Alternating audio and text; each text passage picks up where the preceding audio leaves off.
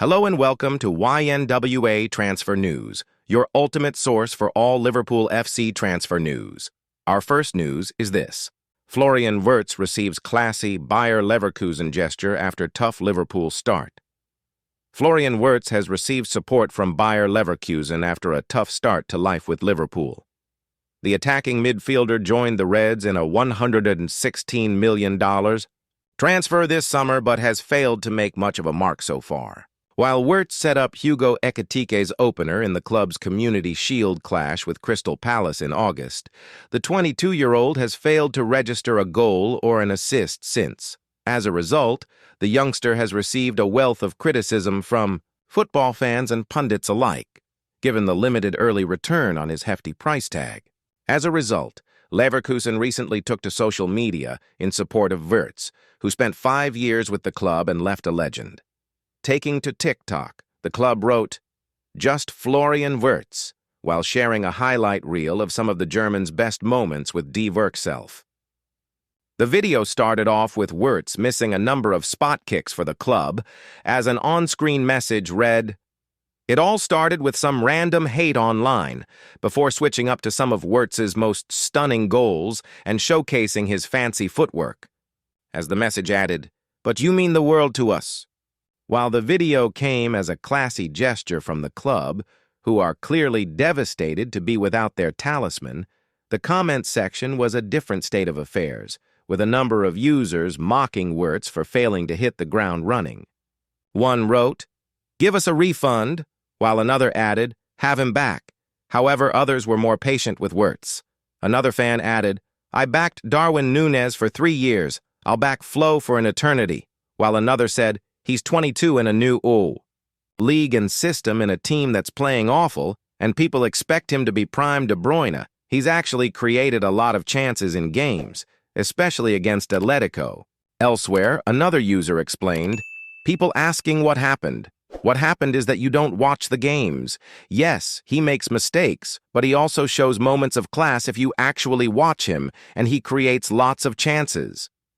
It comes as Jamie Carragher delivered a scathing assessment of Wirtz on CBS Sports after Liverpool suffered a narrow 1-0 loss to Galatasaray in the Champions League on Tuesday, with Victor Osimhen's penalty making the difference in the match. The former Liverpool star said, "I'm not watching a top team. Liverpool are not playing football. They are playing basketball. And I told Arne Slot this on the first game of the season against Bournemouth. They obviously have a fantastic manager." Liverpool last season were a top team, but also a workmanlike team, which they've sprinkled a bit of stardust on in terms of the transfers they have brought in. And they haven't gained anything going forward, but they've lost a lot defensively. I think for the manager now, he now needs to really earn his money. He did last season by winning the Premier League, but there are a few problems he has got to fix. It will be really interesting how he does about it because he spent a lot of money on certain players. Right now, the balance of the team is not right, and the obvious one that stands out is Florian Wirtz, who is just not at the races at all. He's a young boy, coming to a new league and has plenty of time to go. But right now, he needs to come. Out of the team, Liverpool go back to what they were last season and try to build some confidence and some stability. Right now, it looks like a mess. Richard Hughes will be very happy as 100mm playmaker deal lined up. Liverpool are coming off the back of a summer of spending during which 450 million was lavished on new players. We've seen the sporting director, Richard Hughes, twice break the British transfer record, first for Florian Wirtz and again for Alexander Isak. But this Liverpool team remains a work in progress, just a few months on from winning the 2024-25 Premier League title. Certain elements within the team will need to be improved or replaced in transfer windows upcoming, and the summer of 2026 is already shaping up to be a big one. Liverpool require Van Dijk and Salah replacements. Certain Liverpool insiders have suggested that the big task facing Hughes and Arne Slot next year will be sourcing successors to both Virgil van Dijk and Mohamed Salah. The legendary duo are heading towards their mid-30s, and with contracts expiring in 2027, the time will soon come when they are no longer Liverpool players. And rather than scrabbling around for a new center back and right winger when Van Dijk and Salah have already left the club, it makes sense to sort that recruitment when they are still in situ. It will lessen the burden on new signings and give VVD and Salah the chance to impart some of their knowledge and experience on the new faces. In the case of Salah, it's been speculated that Michael Olise is the chosen one. Michael Olise is the chosen one. Having joined Bayern Munich in 2024 from Crystal Palace, Olise was the difference-maker in last season's Bundesliga title win and looks set for another stellar season this term. The 23-year-old has been tipped to move back to the Premier League at some point, but is under contract at the Allianz Arena until 2029. Therefore, a fee of around $100 has been suggested for the France playmaker, who has scored 3 goals and provided 2 assists so far this term in the German top flight. Liverpool very happy to pay $100 for Olise. Now comes a report in Sport Bild which claims Liverpool are best positioned to land left-footer Olise, who would be a dream addition in the attack. The report claims that Richard Hughes would be very happy to pay that kind of money for Olise, but also warns that Manchester City and Chelsea are also sniffing around. Max Eberl, the Bayern director of football, was quoted as saying by the German outlet that the Bavarians hope to tie down Olise to a new contract in order to ward off suitors. Bayern want new contract for Olise. He will shape the future of this team, he said, according to a translation provided by Sport Witness. Michael has already made a lot of impressions in his first season. He's a player fans come to the stadium to see. It's simply fun to watch him play football. He still has over 3.5 years of his contract, will increasingly become a decisive factor in FC Bayern's game and shape the future of this team. If it's up to us, the longer, the better. Arne Slot could fix Liverpool issues with 3 changes versus Chelsea, but bigger problems remain. For perhaps the first time in his Liverpool managerial career, Arne Slot could face the media in a Friday press conference feeling some pressure. For the majority of his tenure at Anfield, the Dutchman has breezed into pre-match briefings, laughing and joking with reporters on the front row. Indeed, his last at the AXA training center began with some light teasing of a journalist, which was soon clipped and shared on social media. Will he approach Friday's Chelsea preview with the usual spring in his step? Maybe. Slot has rarely allowed on-field frustrations to intrude on media duties. Yet, no matter his demeanor, the Liverpool head coach cannot feel quite as relaxed as he did last Friday. The 7 days seem to have skewed the perception of the Reds' start to the season from underwhelming to concerning. That is the prevailing media narrative, at least. In the wake of defeats to Crystal Palace and Galatasaray, Liverpool's first real losses of the campaign, Jamie Carragher claimed his former side is playing basketball. Wayne Rooney stated Ruben Amorim would be absolutely slaughtered for making the mistakes of Slot. Ali McCoist has changed his mind on Liverpool being title favorites. Jason McAteer has said Liverpool is lacking real characters. You get the picture. That criticism will not evade Slot's attention. He is aware of the public discord surrounding his side. That was underlined last month when the 47-year-old responded curtly to suggestions that Liverpool had spent heavily in the summer window, highlighting that much of the media analysis tended to overlook the club's transfer income and relatively frugal approach to the market in recent years.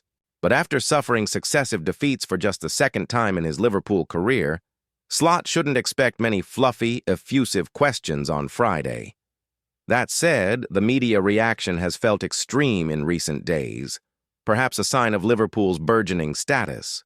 Everyone wants to tear the champions down after all, but many who gleefully sharpen the knives seem to have overlooked that Liverpool is currently top of the table and has won 5 of 6 in the league, all while Slot oversees a major squad overhaul. Just a week ago, Liverpool was praised for grinding out late wins despite not playing at their best, the hallmark of any title contender. Should 2 performances have changed that narrative so drastically? No matter where you sit on that debate, there's one area few fans can disagree on. Performances must improve. With a run of 7 matches against Manchester United, Eintracht Frankfurt, Brentford, Crystal Palace, Aston Villa, Real Madrid, and Manchester City after the October international break, Slot cannot afford for the subpar showings to continue. Some solutions are obvious ahead of the trip to Stamford Bridge. The first would be to select a traditional right-back after Dominic Szoboszlai's grueling experience against Galatasaray. Selecting the Hungarian as part of a back four may work against teams that intend to defend deep, as was the case against Arsenal and Burnley, but not when facing sides with the threat of repeated penetrative attacks. Mohamed Salah will almost certainly be reintroduced to the side. Many will feel now is the time to drop the error-strewn Ibrahima Konate in place of Joe Gomez, and even having Federico Chiesa to call off the bench will be a welcome boost. Slot has more nuanced issues to deal with, though. Chief among them is how Liverpool reduces the number of individual mistakes and remains more solid through its core. Getting better returns from Salah and Florian Wirtz is a must, while set pieces have been an alarming fragility this term. What is also unclear is what sort of challenge Chelsea will pose. Having started the season so encouragingly, Enzo Maresca's side has picked up just 1 point from its last 3 league outings and could be without up to 9 players on Saturday. Even during the midweek win over Benfica, Chelsea failed to impress, and if it loses at home to an old foe, the London club will face a drawn-out inquest over the international break. The same can be said for Liverpool, of course. 3 points, and perhaps even more crucially, a convincing performance will manage to suppress the increasing clamor around the Premier League champions. Anything less, and the dissenting voices will only increase. Liverpool increasingly keen to sign Rolls-Royce, Premier League star after rave reviews from scouts. Liverpool are reportedly switching their focus away from Crystal Palace central defender Marc Guehi and onto his teammate Maxence Lacroix. The Reds are in the market for signings at the back, and notably missed out on Guehi late on in the summer transfer window.